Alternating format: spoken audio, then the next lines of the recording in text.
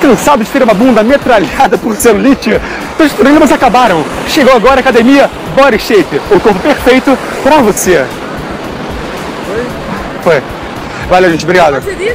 Oi? Você estava dizendo? Falando que quer ter um corpo perfeito, seja como elas, faça academia Body Shape. Entendeu? Bem-vindos ao canal Refil. Cansou de ter sua bunda metralhada por celulite? Seu problema acabou. Academia Body Shape.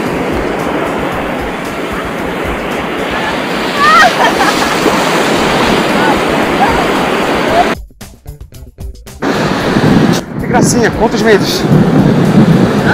Quantos meses? Não? Ainda não. Já, quem sabe. Você não foi shopping bom?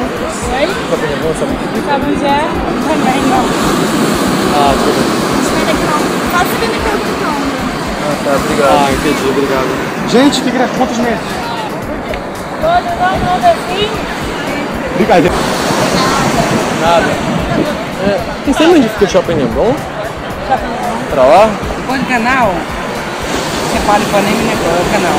Ah, entendi. Entendeu? Aí na próxima rua tem um metrô, a obra, você vai em frente, aí pega sentido Lagoa. Ah, entendi. Entendeu? Entendi. Quantos meses?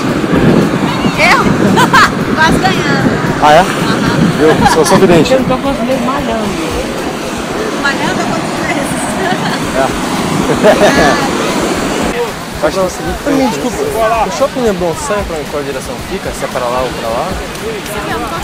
Desculpa, o shopping Leblon para lá? Ah, obrigado. Ah, entendi, obrigado. Gente, quantos meses? Quantos meses? Seu? Eu? Não, eu sou magrinho, você? Não, você é magro. Eu sou. Tá vendo não? 6 quadradinhos? Não. Fisicamente. Olá, amiguinhos do canal Refil, muito obrigado por ter assistido esse vídeo. Não sai! Não sai! Não! Primeiro... Você calma. Primeiro, clica em gostei e se inscreve. Pronto, mas tem outra coisa, tem novidades pro canal Refil. Conhece Canui? Conhece Canui? Canui é uma loja ótima. Online, por cima. E que chega em casa. É bem direto, você vai no shopping, 10% de você vai no desconto. shopping, seu imbecil.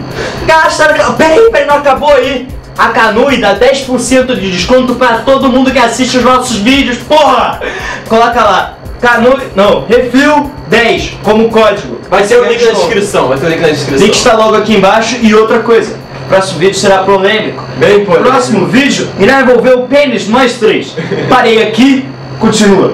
A gente encontrou a Gabi, do Gabi 18, e numa situação bem engraçada, podemos dizer.